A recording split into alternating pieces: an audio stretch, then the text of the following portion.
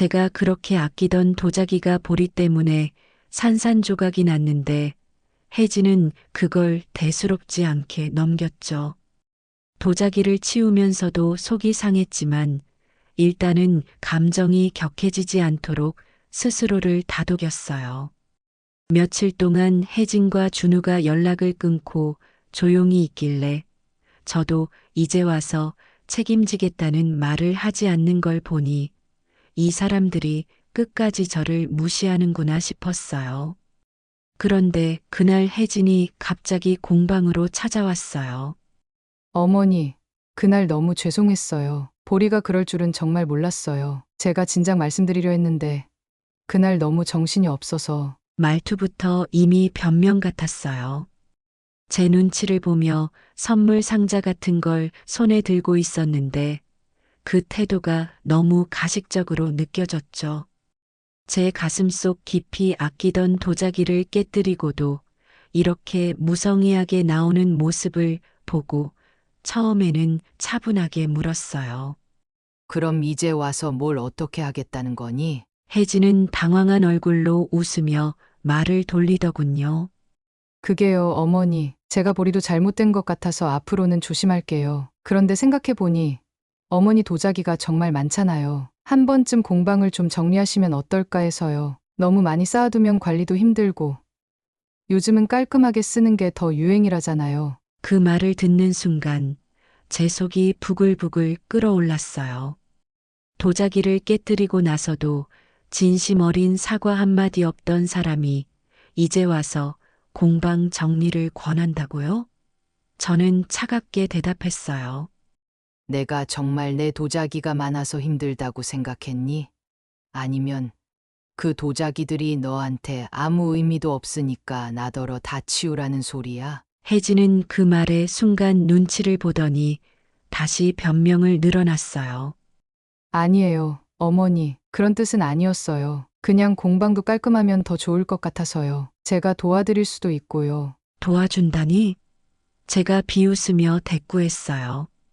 내가 도와준다는 말이 정말 어처구니가 없구나. 고양이 때문에 깨진 도자기 하나 제대로 책임지지도 못한 주제에 내가 아끼는 것들을 다 치우라는 거야? 내가 보기에 내 도자기들이 얼마나 하찮아 보였으면 이런 말을 할 수 있겠니? 혜진은 순간 얼굴이 굳더니 억울하다는 듯 목소리를 높였어요. 어머니, 제가 일부러 그런 것도 아니고 잘못했다고 이렇게 사과드리러 왔잖아요. 그런데도 자꾸 이렇게 몰아세우시면 저도 서운하죠. 서운하다? 제가 소리를 치다시피 했어요. 내가 서운하다고? 내가 깨뜨린 건 내 도자기만이 아니야. 내 시간, 내 노력, 내 마음까지 다 깨뜨려 놓고도 그걸 몰라. 내가 이렇게까지 말해줘야 내가 조금이라도 깨닫겠니? 혜진은 더 이상 참지 못한 듯 목소리를 높이며 맞받아쳤어요. 어머니도 너무하신 거 아니에요?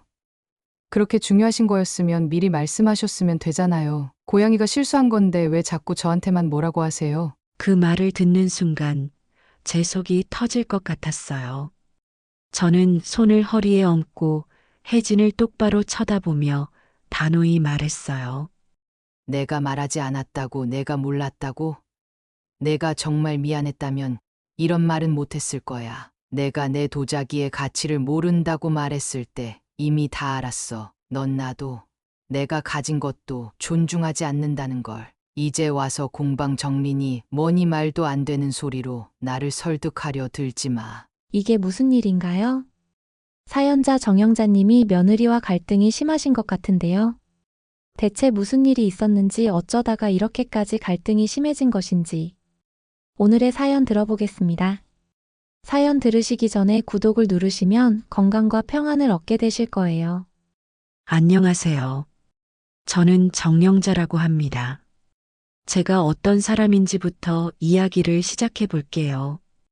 평생 흙과 살았고 도자기를 빚는 일이 제 삶의 전부라고 말할 수 있어요. 어린 시절에는 살림이 넉넉하지 않아 그저 평범한 시골 소녀로 자랐지만 우연히 도자기를 처음 만난 날을 아직도 잊지 못해요. 그때 흙 한 줌을 손으로 만져보았는데 세상에, 그 속에서 무한한 가능성을 느꼈던 기억이 지금도 생생합니다. 그날 이후로 흙을 만지는 순간만큼은 제가 온전히 자유로울 수 있었고 그 자유가 제 인생을 이끌어왔어요. 결혼 후에는 아이를 키우고 가족을 위해 살며 잠시 도자기를 놓아야 했던 시절도 있었어요. 하지만 아이들이 조금 자라고 나서 다시 공방을 열 수 있었죠. 남편은 제가 하는 일을 크게 이해하지는 못했지만 한 가지는 분명했어요. 제가 도자기를 만지는 걸 누구보다 행복해 한다는 사실이요. 그렇게 저는 하나둘 도자기를 빚고 작품을 모으고 작은 공방을 운영하며 세월을 보냈어요. 지금도 공방 한쪽에는 제가 처음 만들었던 서투른 도자기부터 경매에서 어렵게 구한 고가의 작품들까지 정성껏 모아둔 컬렉션이 자리 잡고 있어요. 그 도자기들은 단순한 물건이 아니라 제가 살아온 세월과 노력의 결정체나 다름없어요. 하지만 도자기는 제게 기쁨만 준 게 아니었어요. 가끔은 저를 비웃는 사람들도 있었죠. 그 나이에 뭐 하는 거야? 라며 뒷말을 하는 사람도 있었고, 어떤 사람은 제 도자기를 쓸모없는 돌덩이에 비유하기도 했어요. 하지만 저는 그 말을 귀담아 듣지 않았어요. 제가 사랑하는 일을 누군가 이해하지 못한다고 해서 제가 손을 멈출 이유는 없으니까요. 사실 이런 이야기를 할 때마다 생각나요. 제가 공방을 운영하며 겪은 많은 사건 중 하나가 아직도 제 마음 한구석에 묵직하게 자리 잡고 있어요. 이 이야기를 들으시면 왜 제가 지금 이렇게 강해졌는지, 또 왜 제 도자기들이 단순한 물건 이상의 의미를 가지게 되었는지 알게 되실 거예요. 며칠 전 아들 준우와 며느리 혜진이 갑작스럽게 공방에 찾아왔어요. 그날따라 손주들까지 함께였죠. 아이들은 오랜만에 봐도 늘 밝고 귀여워요. 제게는 그저 사랑스러운 손자들이죠. 혜진은 항상 깔끔하고 단정한 모습인데 이날은 조금 초조해 보였어요. 아이들이 저희 집에 들어오자마자 왁자지껄하게 뛰어다니기 시작했어요. 저는 공방에서 잠시 손을 놓고 차를 준비하며 혜진과 대화를 나누기 시작했어요. 그날 무슨 일이 있었는지, 왜 혜진이 초조했는지 다 알기까지는 시간이 좀 걸렸죠. 제가 아이들과 혜진을 맞이하고 있는데 준우가 뒤늦게 들어왔어요. 도자기를 좋아하는 아빠와 달리 준우는 어릴 때부터 흙 만지는 걸 별로 좋아하지 않았어요. 지금도 제 공방에 오는 일은 손에 꼽히죠. 그런데 이날은 분위기가 조금 달랐어요. 준우와 혜진은 서로 눈치를 보며 무언가를 말하려는 듯 했어요. 제가 먼저 물었죠. 무슨 일로 이렇게 왔느냐고요. 그러자 혜진이 본론으로 들어가기 시작했어요.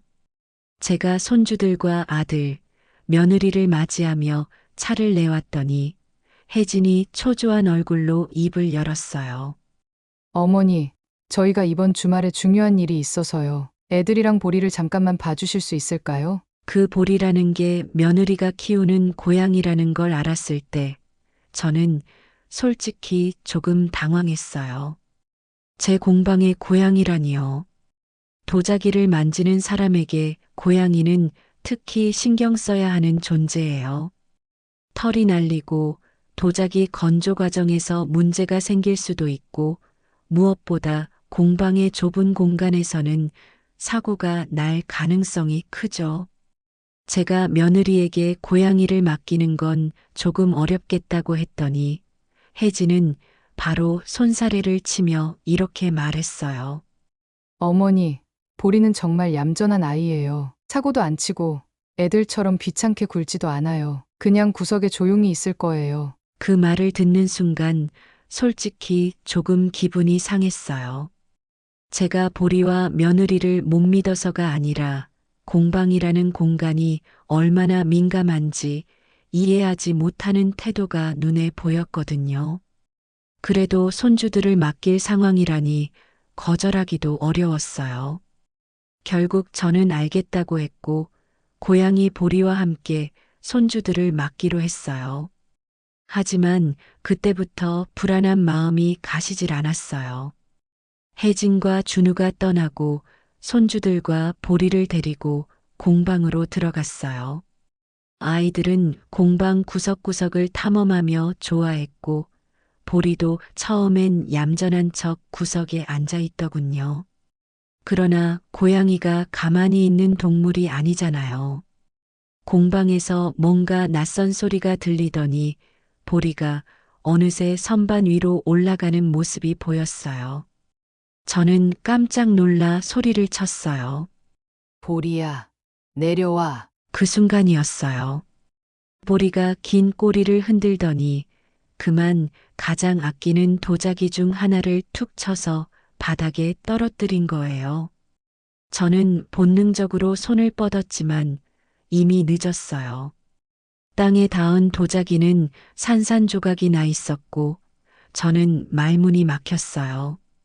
그 도자기는 제가 몇 년 전 어렵게 경매에서 낙찰받아 소장하고 있던 정말 소중한 작품이었거든요. 단순히 돈의 문제가 아니었어요. 그 도자기는 저에게 제가 도자기를 처음 만들던 시절의 열정과 꿈을 상기시켜주는 상징 같은 존재였으니까요. 아이들도 그 순간 조용해졌어요. 손주들이 눈치를 보며 다가왔지만 저는 너무 충격을 받아 말이 안 나왔어요. 공방 한가운데 깨진 조각들을 바라보는데 가슴이 쿵쿵 내려앉는 것 같았어요. 보리는 아무 일도 없다는 듯 다시 구석으로 돌아가 앉아 있었고요. 제가 마음을 추스르고 나서 손주들에게 다가갔어요. 제가 화가 나 있을 거라고 생각했는지 두 아이는 눈물을 글썽이며 저를 올려다보고 있었어요. 제가 차분하게 말했어요. 너희 잘못이 아니야. 그러니까 울지 마. 대신 보리한테서 눈을 떼지 말아줄래? 아이들을 달래고 난 뒤에도 제 마음은 쉽게 가라앉지 않았어요. 그날 밤 공방에서 깨진 도자기를 바라보며 조각들을 하나씩 주워 담으면서 저는 도대체 왜 보리를 맡기로 했는지 제 결정을 계속 곱씹게 되었어요.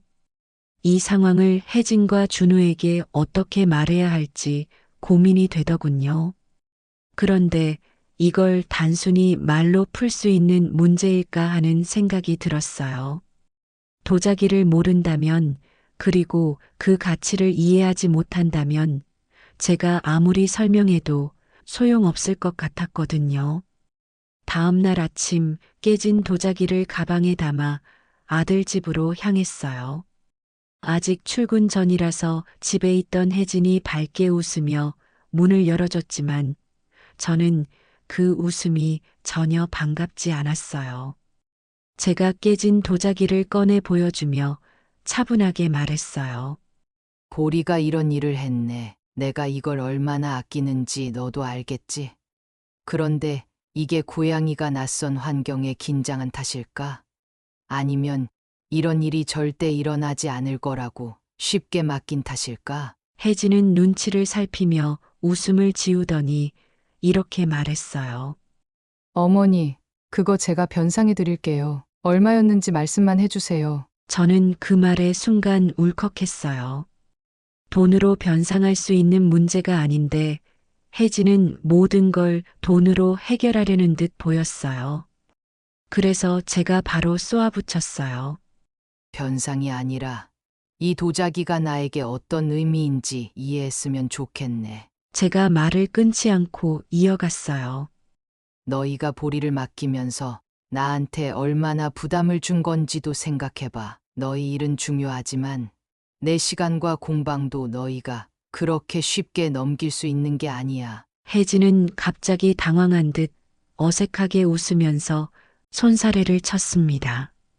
아니에요, 어머니. 제가 그럴 생각은 아니었어요. 보리가 그럴 줄은 정말 몰랐거든요. 애들이랑 같이 있어서 안심했는데 어머니도 아시잖아요.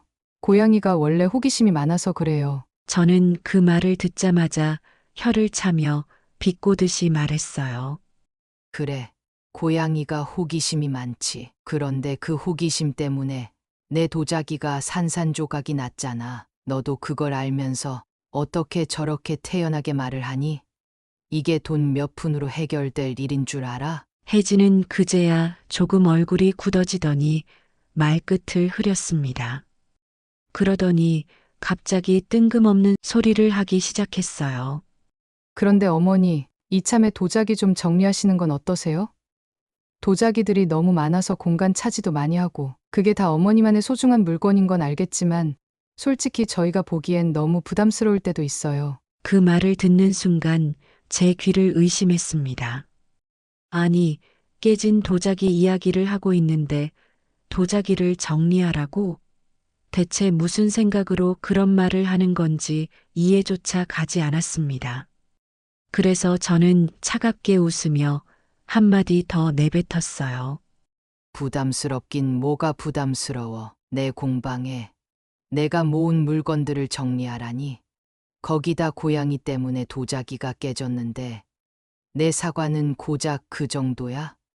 차라리 솔직히 말해봐. 내 눈엔 내가 모은 도자기들이 그저 쓸모없는 고물로 보이겠지. 그러자 혜진은 슬쩍 제 눈을 피하며 변명을 늘어놓기 시작했습니다. 아니요, 어머니. 그런 뜻은 아니었어요. 그저 애들도 그렇고 보리도 그렇고 실수할 수 있으니까. 그런 위험은 미리 없애는 게 좋을 것 같아서요. 그 말을 듣자 제 속이 터질 것만 같았습니다. 고양이가 도자기를 깨고도 사과 한마디 제대로 안 하는 주제에 이제 와서 제 물건을 정리하라고 한다? 아니, 이건 도대체 무슨 배짱인가 싶었습니다. 그래서 저는 더 이상 참지 않고 혜진을 똑바로 쳐다보며 단단하게 말했어요. 내가 그렇게 말하는 거 보니까 내 도자기들이 얼마나 가치 있는지 전혀 모르나 보네. 내 눈엔 이게 그냥 덩그러니 놓여있는 고물일지 모르겠지만 이 도자기 하나하나가 어떤 시간을 거쳐왔는지 너는 절대 모를 거야. 사람은 몰라도 물건은 알아. 누구 손에 들어왔는지, 어떤 정성으로 지켜졌는지. 그런데 내 고양이 하나 때문에 내 소중한 물건이 깨졌는데 나보고 정리하라니. 제가 단호하게 말하자 혜진은 말문이 막혔는지 머뭇거리다가 작게 한숨을 내쉬었어요. 그렇게 돌아온 날 저는 집에 와서 다시 깨진 도자기를 꺼내놓고 한참을 바라봤어요. 깨진 조각들을 이어보려고 했지만 원래의 모습으로 돌아갈 리가 없었어요.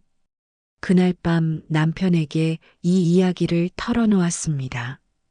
남편은 처음에는 무슨 일이냐며 조용히 듣고 있더니 제 말을 듣자 고개를 끄덕이며 한마디를 꺼냈어요. 여보, 마음 쓰지 마. 아무리 말해봐야 뭐 하겠어. 당신이 그렇게 아끼는 걸 절대 이해 못할 거야. 그 말이 맞았어요. 아무리 제가 혜진에게 이 도자기의 의미를 설명한들 제 마음을 헤아려 줄 리 없었죠.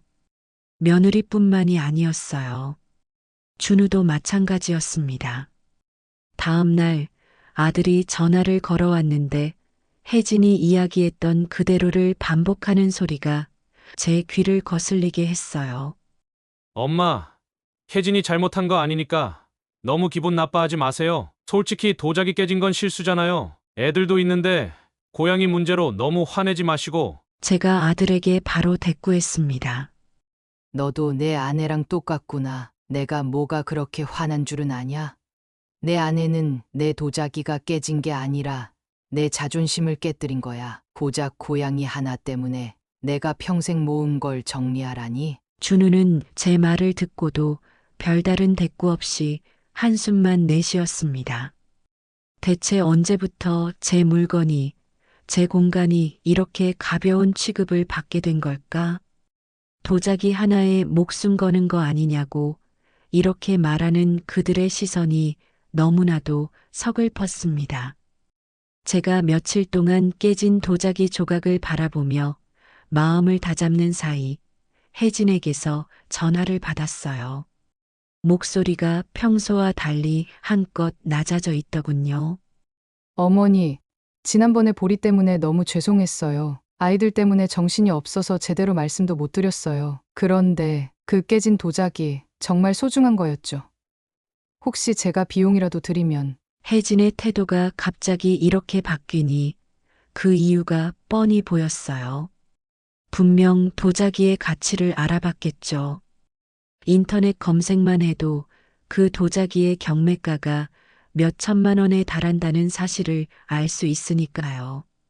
그 전화를 들으면서 어처구니가 없었어요.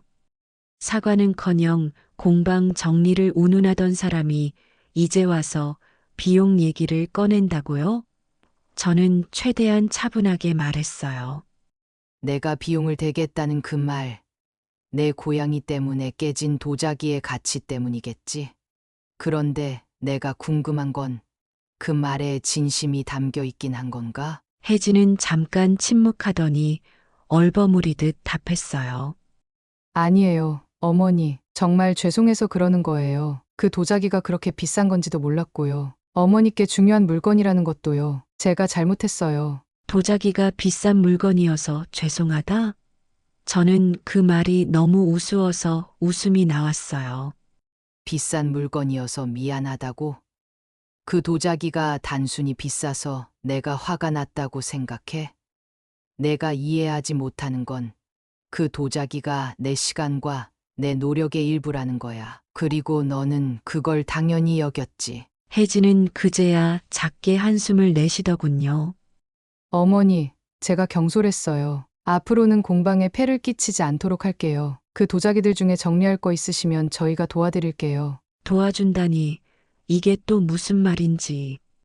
혜진의 속내가 점점 더 뻔히 드러나는 것 같았어요.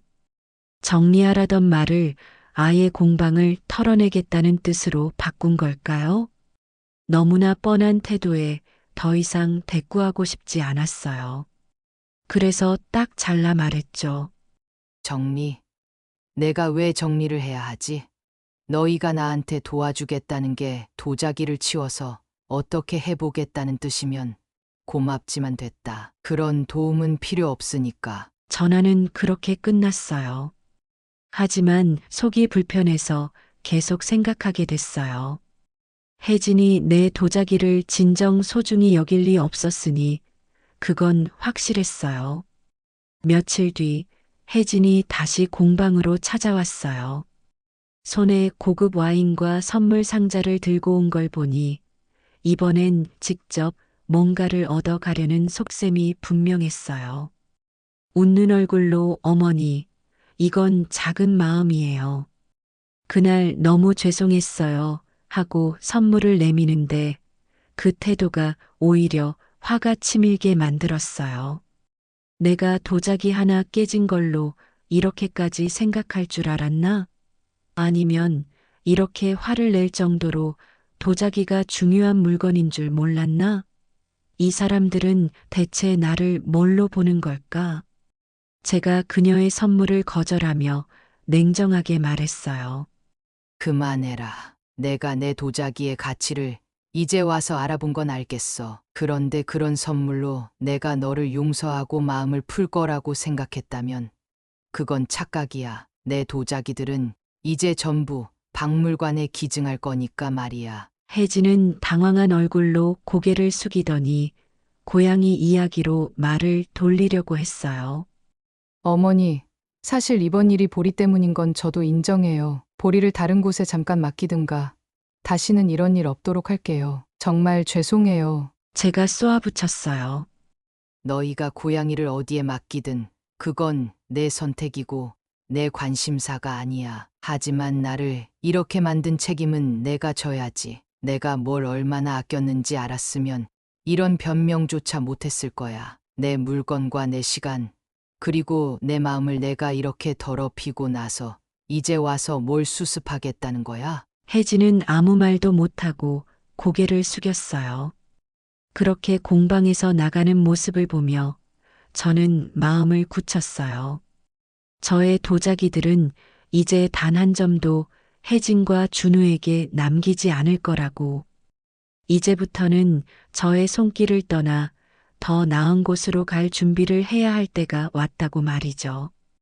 박물관에 전화를 걸어 기증 절차를 알아보기 시작했어요. 그들이 나를 존중하지 못했다면 적어도 이 도자기들을 존중할 누군가는 분명 있을 테니까요.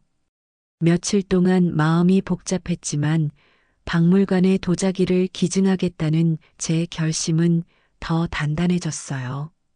아무리 가족이라지만 제 도자기의 가치를 무시하고 제가 그토록 애지중지하던 걸 가볍게 여기는 모습을 보고 더는 망설일 이유가 없었죠. 이번 일로 확실히 알게 됐어요. 아무리 가까운 사이라도 제 시간을, 제 노력을 알아주지 않는 사람에게 제 소중한 것들을 맡길 수 없다는 사실을요. 아침 일찍 박물관에 전화를 걸었어요. 도자기 기증을 원한다고 하자 박물관 담당자는 처음엔 조금 놀란 듯 했지만 곧 반가워하며 일정을 잡아주겠다고 했어요. 도자기의 사진과 상태를 먼저 보고 싶다고 해서 하나씩 정성껏 사진을 찍었죠. 옆에 조용히 서 있던 남편이 말없이 저를 도왔어요. 남편은 제가 박물관에 기증한다는 말을 듣고도 아무런 반대 없이 그저 제 결정을 존중해 주었어요. 그런 남편의 태도에 괜히 마음이 짠해졌어요. 그날 오후에 아들 준우가 갑자기 전화를 걸어왔어요. 목소리에는 뭔가 조급함이 묻어났어요. 엄마, 며칠 전에 혜진이랑 얘기 좀 했어요. 그 도자기들 진짜 박물관에 기증하려는 거예요. 그래, 기증할 거다. 왜? 뭐라도 문제 있니? 제가 단호하게 대답하자 준우는 잠깐 말이 없더니 조심스럽게 말을 꺼냈어요. 엄마, 사실 혜진이 많이 후회하고 있어요. 도자기가 그렇게 소중한 건지 몰랐다고요. 솔직히 말해서 그 도자기들 다 팔면 꽤 큰 돈이 될 수도 있는 거잖아요. 그런데 박물관에 그냥 기증하는 건 너무 아깝지 않아요? 준우의 말에 순간 피식 웃음이 나왔어요. 역시 돈 때문이었어요. 이제는 아들까지 나서서 도자기를 팔면 돈이 된다고 말을 꺼내니 제가 왜 이런 결심을 하게 됐는지 더욱 확실해졌죠. 제가 가볍게 한숨을 쉬며 대답했어요. 너도 혜진이랑 똑같구나. 너희 눈에는 이 도자기가 그저 돈으로만 보이는 거지. 내가 이걸 왜 기증하려고 하는지 생각은 해봤어? 너희 같은 사람들이 내 도자기를 아무렇게나 대하는 걸 더는 보고 싶지 않아서야. 엄마, 그런 뜻이 아니에요. 혜진도 진짜 반성하고 있고요. 그냥 그 도자기들이 가족에게 더 소중하게 남으면 좋지 않겠냐는 거죠. 준우의 말이 길어졌지만 저는 이미 귀를 닫아버렸어요. 이번 일로 저는 확실히 깨달았거든요. 이 사람들은 절대 제 마음을 이해하지 못할 거라는 걸요. 더는 준우의 말을 듣고 있을 이유가 없어서 이렇게 말했어요. 그만해라. 소중하게 남긴다고? 너희가 그럴 자격이 있어야지. 너희 집에 가져다 놨으면 또 고양이나 애들 장난감이 되어 깨졌을지도 몰라. 박물관에 가면 적어도 내 도자기들은 제대로 된 가치를 인정받고 보존될 거다. 그러니까 더는 말 꺼내지 마라. 전화를 끊고 나니 마음이 훨씬 가벼워졌어요. 이번에는 제가 옳은 결정을 내렸다는 확신이 들었어요. 제 도자기들은 이제 누군가의 무심한 손길에 깨지거나 무시당하는 일이 없을 테니까요. 며칠 뒤 박물관에서 사람이 나왔어요. 제 도자기들을 직접 보고 싶다며 공방에 찾아온 거죠. 제가 문을 열어주자 박물관에서 온 관계자는 눈을 반짝이며 공방 안을 둘러보기 시작했어요. 와, 정말 대단하시네요. 이렇게까지 귀한 도자기들을 개인이 소장하고 계셨다니요. 하나하나 너무 훌륭합니다. 그 말을 들으니 제 가슴 한구석이 뭉클해졌어요. 그동안 가족에게는 쓸모없는 물건, 부담스러운 고물 취급을 받았던 제 도자기들이 누군가의 눈에는 이렇게 가치 있게 보인다는 사실이 너무나 기뻤어요. 이 도자기들은 제가 평생을 걸어 모은 것들이에요. 제가 살아온 시간과 정성이 모두 여기에 담겨 있어요. 관계자는 제 말을 진지하게 듣더니 고개를 끄덕이며 말했어요. 정말 감동적입니다. 이렇게 귀한 물건들을 기증해 주신다면 저희 박물관에서도 그 가치를 잃지 않도록 잘 보존하고 전시할게요. 많은 사람들이 선생님의 노고를 알게 될 겁니다. 그 말을 듣는 순간 제 마음이 완전히 놓였어요. 제가 애지중지하던 것들이 마침내 제대로 된 자리를 찾게 되었으니까요. 저는 도자기 하나하나를 조심스럽게 포장하며 말했어요. 이제 이 아이들도 제 손을 떠날 때가 됐네요. 가서 더 많은 사람들에게 보여주고 사랑받을 수 있었으면 좋겠어요. 포장을 마치고 도자기들을 트럭에 실어 보내는 순간 그동안 쌓였던 마음의 응어리가 눈 녹듯 사라지는 기분이었어요. 남편도 조용히 저를 옆에서 바라보더니 말했어요. 여보, 잘했어. 이번에야말로 정말 잘한 결정이야. 저는 남편의 손을 꼭 잡으며 미소를 지었어요. 이제는 후회도 미련도 없었어요. 제 도자기들이 더 이상 무시당하지 않고 그 가치를 인정받는다는 것만으로도 충분했으니까요. 그날 저녁 준우가 다시 전화를 걸어왔어요. 이번에는 한껏 조심스러운 목소리였어요. 엄마, 박물관에 진짜 기증하셨다면서요? 혜진이도 듣고 깜짝 놀라더라고요. 엄마 뜻을 이제 알겠어요. 저희가 너무 가볍게 생각했나 봐요. 그래도 저는 더는 그 말에 마음이 흔들리지 않았어요. 늦게 깨달아도 괜찮다. 하지만 앞으로는 내 시간을, 내 물건을 너희 마음대로 평가하지 마라. 나는 내가 사랑하는 걸 지키기 위해서 이 결정을 한 거야. 그렇게 전화를 끊고 나니 창밖의 하늘이 유난히 맑아 보였어요. 이제 제 도자기들도 새로운 곳에서 더 많은 사람들의 사랑을 받게 되겠죠. 저 역시 그동안 미뤄두었던 제 삶을 다시 찾아갈 겁니다. 도자기와 함께 흘러간 시간들만큼 앞으로의 제 시간도 소중하게 채워나갈 거예요. 박물관에 도자기를 기증하기로 결심한 뒤에도 제 마음 한구석에는 아들 준우와 며느리 혜진에 대한 실망감이 남아 있었어요. 도자기를 보내는 일 자체는 저에게 더는 미련이 없었지만 가족에게조차 제대로 된 존중을 받지 못했다는 사실은 여전히 마음을 무겁게 했죠. 기증 절차는 생각보다 간단했어요. 박물관에서 담당자가 와서 모든 작품의 상태를 확인하고 기증 계약서를 작성한 뒤 도자기들을 조심스럽게 포장해 갔어요. 트럭이 떠나는 걸 보며 가슴이 시원섭섭했지만 후회는 없었어요. 오히려 제 소중한 것들이 더 많은 사람에게 존중받고 사랑받을 거라는 확신이 저를 위로했죠. 문제는 그 후로 시작됐어요. 도자기를 보낸 지 며칠이 지나고 박물관에서 제 도자기 컬렉션을 특별 전시로 준비한다는 소식이 전해졌어요. 담당자가 고맙다며 전화를 걸어왔어요. 선생님의 도자기들은 정말 특별합니다. 하나하나 너무나 귀하고 아름다워서 많은 사람들이 감탄할 거예요. 전시가 시작되면 꼭 오셔서 첫날을 함께 해주셨으면 좋겠습니다. 그 전화를 끊고 나니 갑자기 아들이 떠올랐어요. 제가 박물관에 기증한다고 말했을 때 그렇게 비싼 물건을 그냥 준다니 아깝다고 하던 그 얼굴이 떠올랐죠. 그 말이 얼마나 비뚤어진 생각에서 나왔는지 알았기 때문에 아들이 이후로 무슨 말을 해도 믿음이 가지 않았어요. 그런데 전시 준비 소식이 전해지면서부터 아들과 며느리의 태도가 갑자기 바뀌기 시작했어요. 준우가 갑자기 전화해서 이렇게 물어보더군요. 엄마, 박물관 전시 소식 들었어요. 거기 이름도 남겨주신다고 하던데요. 우리 가족 이름으로 기증한 걸로도 될까요? 제가 그 말을 듣는 순간 기가 막혔어요. 고작 기증자로 가족 이름을 넣어서 체면 세우겠다는 속셈이 보였거든요. 저는 최대한 단호하게 대답했어요. 우리 가족 이름?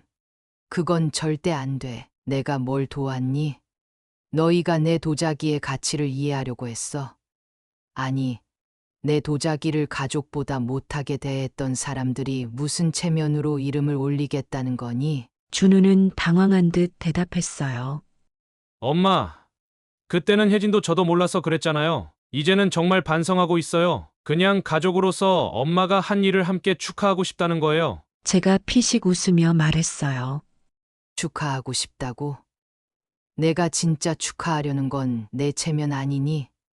내가 그 도자기들을 어떻게 대했는지 나도 알고, 너도 알잖아. 난 내 이름으로 기증했고, 너희 이름은 한 글자도 들어갈 일이 없으니까 기대하지 마라. 준우는 어쩔 줄 몰라 하며 한동안 말을 잇지 못했어요.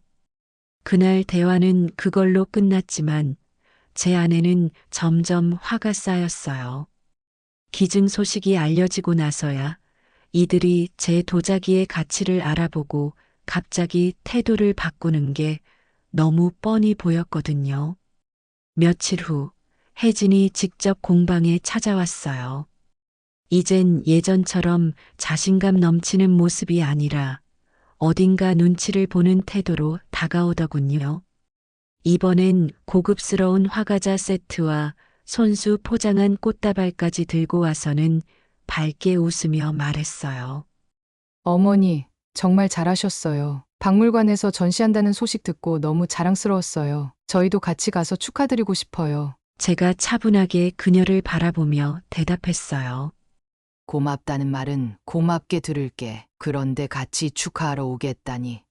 그건 내가 스스로 부끄러움을 모르는 거야. 내가 정말 진심으로 반성했다면 이러지 않을 거야. 너희가 내 도자기에 무슨 짓을 했는지, 그리고 나를 어떻게 대했는지, 이제 와서 잊은 건 아니겠지? 혜진은 순간 말을 잃고 당황한 표정을 지었어요. 그러더니 얼버무리듯 말을 이어갔어요. 어머니, 그건 정말 제가 잘못했어요. 너무 죄송해요. 그런데 이제는 저도 많이 반성하고 어머니가 하신 일에 진심으로 감사드리고 싶어서 그래요. 저는 그 말을 들으며 한숨을 내쉬고 단호히 대답했어요. 그래, 반성했다는 말은 이제 그만 듣자. 내가 내 도자기의 가치를 뒤늦게 알아보고 태도를 바꾼 건 알겠어. 하지만 그건 내 반성 때문이 아니라 내 욕심 때문이야. 내 도자기들을 비싼 물건으로만 본 내 눈에는 여전히 내 진짜 마음은 보이지 않겠지. 혜진은 더는 말을 잇지 못하고 고개를 숙였어요. 그 모습을 보며 저는 더 확실히 알게 됐어요. 제 도자기들을 지켜줄 수 있는 사람은 오직 저 자신뿐이라는 거요. 박물관 전시날이 다가오면서 저는 마음이 한결 가벼워졌어요. 도자기들은 더 이상 이 사람들의 손길에 더럽혀지지 않을 거고, 제가 그토록 사랑했던 것들이 마침내 제대로 된 자리를 찾았다는 생각에 기분이 좋아졌죠. 전시 첫날에 초대를 받았지만 굳이 가지 않기로 했어요. 저는 이미 제 할 일을 다 했고 그걸로 충분했으니까요. 대신 남편과 조용히 집에 앉아 차 한 잔을 마시며 그동안의 이야기를 나눴어요. 남편은 제 결정을 끝까지 지지해줬고 저는 그게 무엇보다 고마웠어요. 여보, 이제 우리 인생만 생각하자. 남들이 내 가치를 알아주지 않아도 내가 내 삶을 지키는 거면 된 거니까. 남편은 조용히 제 손을 잡아주며 웃었어요. 그 순간 저는 오랜 시간 동안 짊어져 왔던 무게를 내려놓는 듯한 평온함을 느꼈어요. 제 도자기들은 이제 새로운 주인을 만나 사랑받겠지만 저는 남편과 함께 새로운 시간을 만들어 갈 거예요. 이제는 가족에게 미련 두지 않고 저 자신을 더 아끼며 살아가기로 다짐했어요. 도자기를 박물관에 기증한 뒤 제 마음은 한결 가벼워졌어요. 이젠 더 이상 가족에게 실망할 일도 없고 도자기들이 애물단지가 아니라 온전히 빛나는 가치를 인정받을 곳으로 갔으니 말이에요. 하지만 그렇게 끝나지 않더군요. 준우와 혜진은 여전히 전시회 소식을 들먹이며 저에게 잘 보이려고 애를 쓰는 모습이 역력했어요. 며칠 전 준우가 뜬금없이 집으로 찾아왔어요. 얼굴에는 뭔가 할 말이 많다는 표정이 가득했어요. 손에는 고급 커피 세트를 들고 있었고요. 집 안으로 들어오더니 이런저런 얘기를 꺼내며 결국 본론으로 들어갔어요. 엄마, 전시회가 정말 크게 준비된 것 같더라고요. 기사도 났던데 봤어요? 엄마 이름도 나오고 엄청난 전시회라고 하던데. 제가 담담하게 대답했어요. 그래, 기사 봤다. 기증을 하긴 했으니 관심 가져주는 건 고맙지. 준우는 계속 이야기를 이어가며 점점 본심을 드러내기 시작했어요. 그런데 엄마, 이런 전시회에 가족도 같이 가야 하는 거 아니에요? 혜진도 그러더라고요. 엄마랑 같이 전시회 가서 축하도 하고 가족 사진도 찍으면 좋겠다고요. 그 말을 듣는 순간 속으로 한숨이 나왔어요. 축하를 빌미로 전시회에서 체면을 세우려는 의도가 뻔히 보였거든요. 제가 준우를 똑바로 바라보며 물었어요. 전시회에 너희가 왜 가야 하니? 내가 도자기를 지키는데 한 손이라도 보탠 적 있어? 아니면 내가 나 대신 도자기 가치를 높여준 적이라도 있니? 준우는 당황한 얼굴로 더듬거리며 말했어요. 아니, 그런 건 아니지만 그래도 가족인데 같이 축하해야 하는 거잖아요. 엄마 이름이 나오면 우리도 같이 자랑스러울 수 있잖아요. 그 말을 듣는 순간 더는 참을 수 없었어요. 제 자랑을 가족의 자랑으로 덮으려는 속셈이 눈에 빤히 보였거든요. 제가 단호히 말했어요. 자랑스러운 건 좋다. 그런데 자랑하려면 내가 내 도자기들에 얼마나 무관심했는지부터 먼저 반성해야겠지. 내가 내 도자기를 얼마나 하찮게 여겼는지 잊은 건 아니겠지. 도자기가 깨졌을 때도 내가 그걸 얼마나 아끼는지 너희는 이해하려고도 하지 않았어. 이제 와서 전시회가 크다고 하니까 가족이니 축하니 하는 게 우습지도 않니? 준우는 한동안 아무 말도 하지 못하고 눈치만 봤어요. 전에는 이런 태도에 마음이 약해졌겠지만 이번엔 아니었어요. 저는 차분하게 말을 이어갔어요. 내가 진짜 축하하고 싶으면 이 전시회가 있기까지 내가 어떤 마음으로 이 도자기들을 지켜왔는지부터 이해하려고 해. 그리고 가족 이름으로 뭘 남기려고 하지 말고 내 스스로 부끄러움을 느껴라. 준우는 결국 말을 잇지 못하고 고개를 끄덕이며 집을 나갔어요. 그의 뒷모습을 보며 저는 속이 후련하면서도 어쩐지 씁쓸했어요. 이렇게까지 해야 제 말을 이해할까 싶었거든요. 그날 저녁 혜진에게서 문자가 왔어요. 한동안 뜸하더니 이번에는 아주 길게 써서 보내왔더군요. 어머니, 이번엔 정말 사과드리고 싶어요. 제가 그동안 너무 경솔하게 행동했던 것 같아요. 도자기가 어머니께 얼마나 중요한지 이제는 조금 알 것 같아요. 전시회에 꼭 같이 가서 어머니를 응원하고 싶어요. 저는 그 문자를 보고 피식 웃음이 나왔어요. 이제는 너무 뻔해서 화조차 나지 않았어요. 제가 답장을 보냈어요.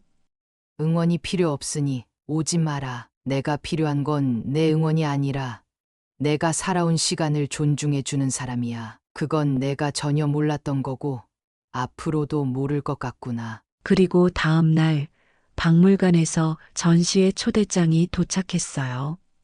담당자가 직접 쓴 편지가 함께 들어 있었죠. 선생님, 귀하의 도자기들이 너무나 많은 사람들에게 감동을 주고 있습니다. 이 모든 작품은 선생님의 이름과 함께 영원히 기억될 것입니다. 그 편지를 읽으며 저는 정말 뿌듯했어요. 박물관에서도 제 도자기들을 진심으로 존중하고 소중히 여겨주는 게 느껴졌거든요. 저는 초대장을 테이블 위에 두고 남편과 함께 조용히 차를 마셨습니다.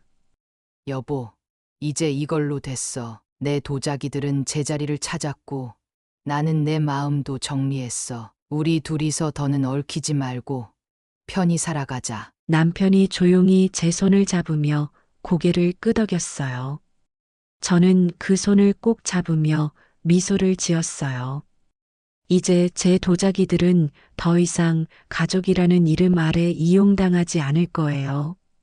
그리고 저는 제 삶을 존중받으며 살아갈 겁니다. 그것만으로도 충분히 만족스러우니까요. 오늘의 사연 들으시고 어떤 생각이 드셨나요? 사연자분께 해주고 싶으신 말씀 있으시면 댓글 부탁드리고 구독을 누르시면 여러분께 내일 좋은 소식이 찾아올 거예요. 그럼 다음 사연에서 만나 뵙겠습니다. 감사합니다.